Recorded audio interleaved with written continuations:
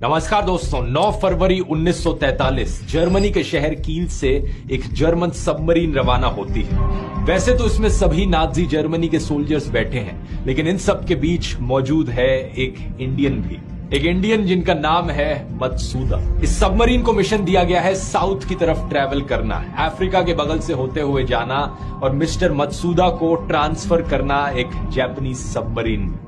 ये काम सुनने में आसान लगता है, लेकिन खतरों से बिल्कुल भी खाली नहीं है, क्योंकि समुद्र भरा हुआ है ब्रिटिश जहाजों से। और ये समय है वर्ल्ड वॉर 2 का, जब जर्मनी और जापान दोनों लड़ रहे हैं ब्रिटिश के खिलाफ। 26 अप्रैल 1943 करीब 2.5 महीने के सफर के बाद जब ये जर्मन सबमरीन मैडागास्कर की कोस्ट के पास पहुंचती है तो सामने जापानीज सबमरीन नजर आती है। लेकिन समुद्र इतना तूफानी था कि इन दोनों सबमरीन्स का एक दूसरे के आसपास आना बहुत खतरनाक हो सकता था। तो अगले 2 दिन तक ये दोनों सबमरीन्स पैरेलली चलती रहती हैं आगे। फाइनली जाकर जब मौसम साफ होता है तो मिस्टर मत्सुदा सबमरीन से बाहर निकलते हैं एक छोटी सी राफ्ट पैडलिंग करते हुए, भीगते हुए वो जापानीज सबमरीन के पास पहुंचते हैं, जहां पर कैप्टन मसाओ तेराओका उनका स्वागत करते हैं। एक सवाल आपके मन में उठेगा कि ये जर्मन और जापानीज सबमरीन्स वर्ल्ड वॉर 2 के समय पर एक इंडियन की क्यों मदद कर रही हैं? ऐसा इसलिए दोस्तों क्योंकि मिस्टर मत्सुदा और कोई नहीं बल्कि हमारे नेताजी सुभाष चंद्र बोस हैं। जाने अनजाने में इस ऐतिहासिक जर्नी के दौरान ये इतिहास के पहले इंडियन भी बन जाते हैं एक सबमरीन में सफर करने वाले। सुभाष चंद्र बोस दोस्तों इंडिया के सबसे महान फ्रीडम फाइटर्स में से एक है और इनकी पूरी कहानी ऐसे ही कमाल के किस्सों से भरी हुई है। कैसे ये ब्रिटिश हुकूमत को चकमा देकर इंडिया छोड़कर भागे, जर्मनी गए, हिटलर से मिले, रशिया गए, जापान गए, जापानीज प्राइम मिनिस्टर से मिले, सिंगापुर गए, अपनी एक आर्मी बनाई और इंडिया के बाहर रहकर ब्रिटिश हुकूमत के खिलाफ सबसे बड़ी जंग छेड़ी। We want to expel British power from India. We have to fight the enemy with his own weapons. आइए समझते हैं इनकी पूरी दास्तां आज के इस वीडियो में।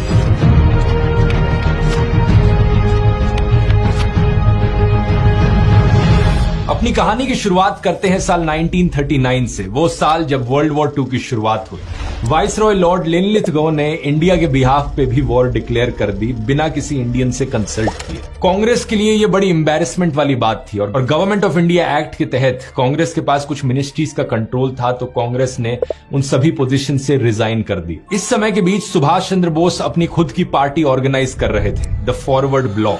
हालांकि ये पार्टी कांग्रेस के बीच से ही निकली थी, लेकिन साल 1940 तक आते आते इसको कांग्रेस के मुख्य संगठन से अलग कर दिया गया था। इसके पीछे 2 कारण थे। पहला ये कि सुभाष चंद्र बोस कुछ ज्यादा ही लेफ्टिस्ट विचारधारा के बन रहे थे, जो कांग्रेस के बाकी लीडर्स को पसंद नहीं आ रहा था। इस चीज की बात मैंने डिटेल में गांधी वर्सेस बोस वाले वीडियो में करी है, लिंक डिस्क्रिप्शन में अगर आपने नहीं देखा है। और दूसरा कारण था कि बोस चाहते थे सेकेंड वर्ल्ड वॉर का इस्तेमाल किया जाए इंडिया के बेनिफिट के लिए। वो जल्दी से एक्शन लेना चाहते थे और कांग्रेस से अलग होना उनके लिए एक नेसेसिटी बन गई थी। जुलाई 1940 कैलकाटा में बोस एक मार्च लीड कर रहे थे, जिसके चलते उन्हें ब्रिटिश हुकूमत के द्वारा अरेस्ट कर लिया जाता है। जेल में रहकर वो सरकार की ताकत को चैलेंज करते हैं एक हंगर स्ट्राइक लॉन्च करके, रिलीज मी और आई शैल रिफ्यूज टू लिव। उनकी तरफ से सीधी अनाउंसमेंट करी जाती है। In 1940, he was languishing in prison, so he gave an ultimatum to the British government and undertook a fast unto death. देखते देखते उनकी तबीयत खराब होने लगती है और एक ही हफ्ते में सरकार डिसाइड करती है कि उन्हें जेल से निकालकर हाउस अरेस्ट पर रख दिया जाए। सरकार नहीं चाहती थी कि उन पर ब्लेम आए अगर सुभाष चंद्र बोस जेल में मारे गए तो, इसलिए उन्होंने सोचा कि जब तक हेल्थ खराब है तब तक हाउस अरेस्ट पर रखते हैं, जैसे ही हेल्थ ठीक होगी वापस जेल में डाल देंगे। लेकिन नेताजी अपने अलग ही प्लान्स रच रहे थे। इनका प्लान था जर्मनी जाना और जर्मन से मदद मांगना ब्रिटिश के खिलाफ लड़ाई करने के लिए। लेकिन जर्मनी तक जाया कैसे जाए? बोस पंजाब में मौजूद एक कम्युनिस्ट ऑर्गेनाइजेशन को कांटेक्ट करते हैं ये जानने के लिए कि क्या कोई तरीका है बॉर्डर पार करके जर्मनी तक छुपके से जाने का। उन्हें बताया जाता है कि एक तरीका जरूर है, अफगानिस्तान के थ्रू अगर एंटर किया जाए, वहां से सोवियत यूनियन जाया जाए तो वहां से जर्मनी जाया जा सकता है। 16 जनवरी 1941 रात के करीब 1:30 बजे जब पूरा शहर सो रहा था तो नेताजी छुपके से अपने घर से बाहर निकलते हैं अपने भतीजे शिशिर कुमार बोस के साथ। उन्होंने एक डिस्गाइज पहनी हुई थी। वो प्रिटेंड कर रहे थे कि वो एक इंश्योरेंस एजेंट है जिनका नाम है मोहम्मद जियाउद्दीन। शिशिर के साथ अंधेरे में ये रात भर ड्राइव करते रहते हैं और सुबह के करीब 8:30 बजे धनबाद पहुंचते हैं। यहाँ ये एक रात शिशिर के भाई अशोक के घर में बिताते हैं और अगले दिन नजदीक के गोमो स्टेशन से बोस कालका मेल की ट्रेन पकड़ लेते हैं। ये रेलगाड़ी पहले दिल्ली पहुंचती है और वहां से ये गाड़ी बदलते हैं पेशावर की ओर, अगली ट्रेन पकड़ते हैं द फ्रंटियर मेल नाम से। पेशावर पहुंचकर इन्हें रिसीव किया जाता है फॉरवर्ड ब्लॉक के प्रोविंशियल लीडर मियान अकबर शाह के द्वारा। अगला पड़ाव था ब्रिटिश राज के इलाकों से पूरी तरीके से बाहर निकलना। ऐसा करने के लिए ये अपना रूप फिर से बदल लेते हैं। मोहम्मद जियाउद्दीन से ये गूंगे और बहरे पठान बन जाते हैं। यहाँ गूंगा और बहरा होना इसलिए जरूरी था क्योंकि बोस को पश्तो भाषा बोलनी नहीं आती थी। पखेर रागले पखेर खशबेचा पखेर और से दे पखेर वो से जोड़ वो से खैर दे ना मुंह खुलते राज भी खुल जाएगा। तो बॉर्डर पर कोई भी चेक करने आए तो उनके साथ चलने वाला पश्तो बता दे कि ये बगल वाला पठान तो गूंगा और बहरा है। ये एक और फॉरवर्ड ब्लॉक के लीडर भगत राम तलवार के साथ ट्रैवल करते हैं और दोनों प्रिटेंड करते हैं कि अफगानिस्तान में अद्दा शरीफ की श्राइन पर जा रहे हैं, प्रार्थना करने की इन्हें बोलना और सुनना आ जाए। 26 जनवरी साल 1941 गाड़ी के जरिए पेशावर से निकलते हैं ये, और शाम तक ब्रिटिश एम्पायर का बॉर्डर क्रॉस हो चुका था। 29 जनवरी की सुबह तक वो अड्डा शरीफ पहुंच जाते हैं और ट्रक्स और टंकों की मदद से काबुल तक का सफर पूरा करते हैं।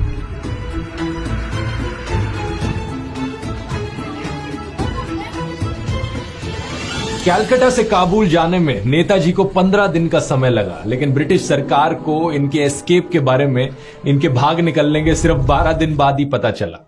ऐसा इसलिए क्योंकि घर पर मौजूद जो लोग थे वो कॉन्स्टेंटली इनके कमरे में खाना डिलीवर करने आते थे और इनके बाकी भतीजे इनका खाना खा जाते थे। लोगों को लगता कि सुभाष जी अभी भी कमरे में ही हैं, खाना तो खाया जा रहा है, उनके लिए खाना डिलीवर करवाया जा रहा है। और ये बात को इतना सीक्रेट रखा गया कि सुभाष जी की मम्मी तक को नहीं पता था कि वो भाग निकले हैं घर से। ये सिर्फ 27 जनवरी को था जब सुभाष चंद्र बोस के खिलाफ एक केस सुना जाना था कोर्ट में, और जब वो कोर्ट में पेश नहीं हुए तो उनके दो भतीजों ने पुलिस को इन्फॉर्म किया कि वो तो घर में है ही नहीं। 27 जनवरी को इनकी गायब होने की खबर पहली बार अखबार में पब्लिश होती है, आनंद बाजार पत्रिका और हिंदुस्तान हेरल्ड, जिसके बाद रॉयटर्स भी इसे उठा लेता है और दुनिया भर में एक खबर फैल जाती है। ब्रिटिश इंटेलिजेंस के पास कई रिपोर्ट्स आती हैं। एक रिपोर्ट बताती है कि वो किसी जापान जाने वाले जहाज में है, दूसरी कुछ और बताती है, लेकिन कोई रिपोर्ट सच नहीं थी। कलकत्ता से जापान जाने वाले एक जहाज की तलाशी भी ली जाती है ब्रिटिश के द्वारा, लेकिन बोस का कोई नामो निशान नहीं था। सुभाष ने अपने भतीजे शिशिर को बताया था कि 4 से 5 दिन तक अगर ये खबर दबी रहती है कि वो भाग निकले हैं तो उसके बाद तो उन्हें पकड़ना नामुमकिन है। और ये बात सच थी क्योंकि इसके बाद कभी भी ब्रिटिश सरकार उन्हें वापस पकड़ नहीं पाई। काबुल पहुंचने के बाद नेताजी सोवियत की एम्बेसी में जाते हैं मदद मांगने के लिए, लेकिन यहां से उन्हें कोई मदद मिलती नहीं है क्योंकि रशियंस को लग रहा था कि वो एक ब्रिटिश एजेंट हैं जो सोवियत यूनियन में इन्फिल्ट्रेट करना चाह रहे हैं। फिर वो कोशिश करते हैं जर्मन एम्बेसी को कॉन्टैक्ट करने की। हांस पिल्गर, एक जर्मन मिनिस्टर जो उस वक्त एम्बेसी में मौजूद थे, वो जर्मन फॉरेन मिनिस्टर को एक टेलीग्राम भेजते हैं 5 फरवरी को, ये कहते हुए कि सुभाष से मिलने के बाद मैंने उसे एडवाइस किया है कि वो मार्केट में छुपा हुआ रहे अपने इंडियन दोस्तों के साथ, और मैं उसके बिहाफ पर रशियन एम्बेसडर को कांटेक्ट करता हूं। कुछ दिन बाद नेताजी को संदेश मिलता है कि अगर उन्हें अफगानिस्तान से आगे निकलना है तो उन्हें इटालियन एम्बेसडर से मिलना चाहिए। 22 फरवरी साल 1941 को यह मीटिंग होती है। 10 मार्च को बोस को कहा जाता है कि एक नया इटालियन पासपोर्ट बनवा लो। बोस को एक नया इटालियन पासपोर्ट दिया जाता है एक नई इटालियन आइडेंटिटी के साथ। ये फोटो लगी थी उनके इटालियन पासपोर्ट पर और अब उनका नाम था ऑरलैंडो माजोट्टा। इस बीच ब्रिटिश सरकार ने एक इटालियन डिप्लोमेटिक कम्युनिकेशन को इंटरसेप्ट किया था और उन्हें यह पता लग गया था अब कि बोस काबुल में है। उन्हें यह भी पता लग गया कि वो जर्मनी जाने की सोच रहे हैं मिडिल ईस्ट के थ्रू। तो ब्रिटिश इंटेलिजेंस के 2 स्पेशल ऑपरेशंस एग्जीक्यूटिव को एक काम दिया जाता है टर्की में, बोस को ढूंढो और उन्हें जर्मनी पहुंचने से पहले ही मार डालो। लेकिन नेताजी एक कदम आगे थे, उन्होंने मिडिल ईस्ट के थ्रू जाने वाला रास्ता कभी लिया ही नहीं। उल्टा वो मॉस्को पहुंच गए अपनी नई इटालियन आइडेंटिटी के साथ। मॉस्को पहुंचकर वो फाइनली एक ट्रेन पकड़ते हैं बर्लिन की ओर और 2 अप्रैल 1941 को पहुंच जाते हैं जर्मनी की राजधानी बर्लिन में। यहां 3 मकसद थे नेताजी के। पहला, एक Indian government in exile setup करना। दूसरा, एक जरिया ढूंढना अपनी आवाज लोगों तक पहुंचाने के लिए। और तीसरा, एक आर्मी की स्थापना करना जो बनी हो इंडियंस से, वो इंडियंस जो वॉर के प्रिजनर्स रहे हैं। अब एक एक करके देखते हैं कि कैसे नेताजी ने इन चीजों पर काम किया और कैसे उनकी मुलाकात हुई जर्मनी के तानाशाह हिटलर से। सबसे बड़ा संघर्ष यहां पर था कि जर्मनी एक डिप्लोमेटिक रिकॉग्निशन दे इंडिया को। वो चाहते थे कि जर्मनी और बाकी एक्सिस पावर्स ऑफिशियली डिक्लेयर कर दें कि इंडिया एक आजाद देश है और इंडिया के इंडिपेंडेंस को वो अपना एक वॉर एम बनाए। लेकिन जर्मनी ने ऐसा डिक्लेरेशन कभी दिया नहीं, क्योंकि हिटलर इस आइडिया से कंफर्टेबल नहीं था। अपनी इनफेमस किताब माइन काम्फ में हिटलर ने अपनी राय बताई थी इंडिया के ऊपर। उसने लिखा कि वो प्रशंसा करता है ब्रिटिश सरकार की, किस तरीके से उन्होंने इंडिया को डोमिनेट किया है और एडमिनिस्टर किया है। और एक जर्मन ब्लड होने के बावजूद, इन स्पाइट ऑफ एवरीथिंग, उसने लिखा कि वो इंडिया को ब्रिटिश रूल के अंडर ही देखना चाहता है। इतना ही नहीं, हिटलर ने इंडियन फ्रीडम फाइटर्स का भी मजाक उड़ाया, उन्हें एशियाटिक जगलर्स बुलाकर। इंडिया की पूरी आजादी की लड़ाई हिटलर के लिए एक मजाक थी, लेकिन फिर भी हिटलर नेताजी सुभाष चंद्र बोस का इस्तेमाल करना चाहता था इस वॉर में ब्रिटिश के खिलाफ। नेताजी भी इस बात को जानते थे कि जो रिलेशनशिप है उनके और नाजी जर्मनी के बीच में,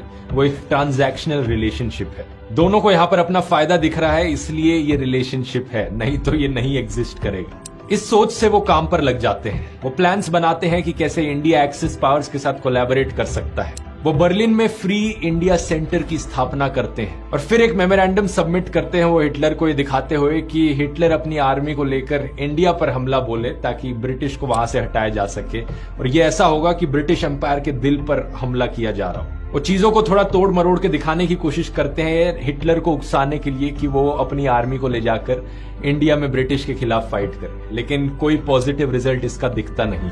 मेन रीजन यही था कि हिटलर को कोई परवाह नहीं थी इंडिया की आजादी की। लेकिन एक और जर्मन था जो एक्चुअली में काफी इंटरेस्टेड था बोस की मदद करने में, Adam von Trott, head of the India section of the foreign office in Berlin. इनकी मदद से इस फॉरेन ऑफिस को एक स्पेशल इंडिया डिवीजन बना दिया जाता है। कुछ ही महीनों बाद 2 नवंबर 1941 को बोस यहाँ पर फ्री इंडिया सेंटर की स्थापना करते हैं। इनफैक्ट इसी सड़क पे वो जो आप बिल्डिंग देख रहे हैं वो ऑफिस हुआ करता था फ्री इंडिया सेंटर। आज के दिन वहाँ पर बस एक कैफे है, कोई नामो निशान नहीं है कि ये पहले कभी ऑफिस हुआ करता था। और दूसरी तरफ एक स्पेन की एम्बेसी है। इस सेंटर पर होने वाली पहली मीटिंग में 6 डिसीजंस लिए जाते हैं। पहला, इस पूरे संघर्ष का नाम होगा आजाद हिंद या फ्री इंडिया। दूसरा, यूरोप में इस ऑर्गेनाइजेशन का नाम होगा आजाद हिंद सेंटर। तीसरा, हमारे देश का नेशनल एंथम होगा जन गण मन। चौथा, हमारी इस मूवमेंट का जो एम्बलम है वो ट्राई कलर होगा विद स्प्रिंगिंग टाइगर। पांचवा, इंडियंस एक दूसरे को ग्रीट करेंगे जय हिंद कहकर। और छठा, सुभाष चंद्र बोस को टाइटल दिया जाएगा नेताजी का। 20 मई 1941 को नेताजी ने एक डिटेल्ड प्लान सबमिट किया था जर्मन सरकार को कि कैसे दुनिया भर में प्रोपेगेंडा पर काम किया जा सकता है ब्रिटिश इंपीरियलिज्म के खिलाफ। इसी प्लान का एक हिस्सा था आजाद हिंद रेडियो। 19 फरवरी 1942 नेताजी डिसाइड करते हैं कि ओरलांडो मजोटा की आइडेंटिटी बहुत हुई, इसे छोड़ा जाए और अपना असली चेहरा दुनिया के सामने लाया जाए। वो अपना पहला संदेश आजाद हिंद रेडियो के जरिए दुनिया के सामने पहुंचाते हैं। This is Subhash Chandra Bose speaking to you over Azad Hind radio, जो कि फरवरी 1942 में जाकर इंडियन लोगों के सामने भी ब्रॉडकास्ट होना चालू होता है। सुभाष चंद्र बोस अपना पहला एड्रेस इस रेडियो के जरिए देशवासियों को देते हैं, सभी लोग अपनी लड़ाई जारी रखो। एक्सिस पावर्स जल्द ही इस मिशन में हमारी मदद करेंगी और ब्रिटिश इंपीरियलिज्म के खिलाफ हम लड़ेंगे। बहनों और भाइयों, हमने जो आजादी की लड़ाई छेड़ रखी है उसे तब तक जारी रखना होगा जब तक हमें मुकम्मल आजादी हासिल न हो। रेडियो के अलावा एक मंथली जर्नल भी बनाई जाती है आजाद हिंद नाम से, जिसे मार्च 1942 में रोल आउट किया जाता है। कुछ ही दिनों के अंदर अंदर 5000 कॉपीज इसकी जर्मनी में सर्कुलेट करी जाती है। लेकिन तीसरा मकसद जो था, वहां पर प्रॉब्लम्स आ रही थी। बोस चाहते थे कि जो वो आर्मी खड़ी कर रहे हैं उसे इंडियन नेशनल आर्मी बुलाया जाए, लेकिन नाजी हुकूमत ने एक नई इंडिपेंडेंट आर्मी को मान्यता देने से इनकार कर दिया था। इसलिए इस मिलिट्री यूनिट का नाम रखा गया इंडियन लीजियन। बोस यहां पर 10,000 से ज्यादा प्रिजनर्स ऑफ वॉर से मिले, उनसे बातचीत करी। सबको तो वो कन्विंस नहीं कर पाए, करीब आधे लोग कन्विंस हो गए उनकी आर्मी ज्वाइन करने के लिए। तो इंडियन लीजियन की जो स्ट्रेंथ थी वो करीब 5000 लोग। ये आर्मी छोटी जरूर थी, लेकिन कई मायनों में ऐतिहासिक थी, क्योंकि नेताजी अलग अलग धर्मों के, अलग अलग कास्ट के लोगों को इकट्ठा करने में सक्सेसफुल हो गए थे। कैप्टन वॉल्टर हार्बिश, जो उस वक्त ट्रेनिंग कैंप के इंचार्ज थे, उन्होंने नोट किया, His Excellency Netaji's goals was to paralyze the century-old antagonisms rooted in the Indian nationalities, religions and castes, and to unite the members of both these units in one great common aim. 26 अगस्त साल 1942 Indian legion अपनी oath लेता है और इसके साथ नेताजी अपने सभी मकसदों को पूरा करने में ऑलमोस्ट पूरी तरीके से सक्सेसफुल रहते हैं जर्मनी में, सिवाय एक चीज के, एक्सिस पावर्स अभी भी